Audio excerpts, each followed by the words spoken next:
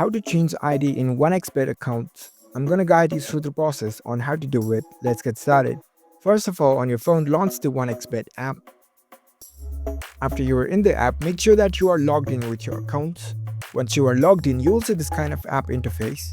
Now, in order to change the ID in your OneXBet account, you need to select this menu option in the bottom right corner.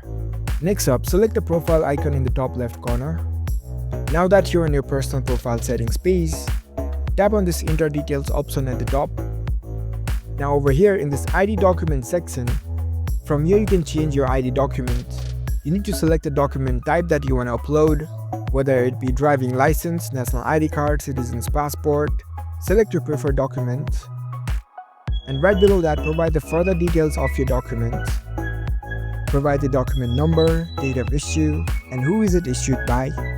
After you provide all these details, you can tap on the Save button at the bottom. So that's it. That's how you can easily change ID in OneXBet account. If you found this video helpful, don't forget to give this video a thumbs up and subscribe to our channel for more tech tips. Thank you for watching.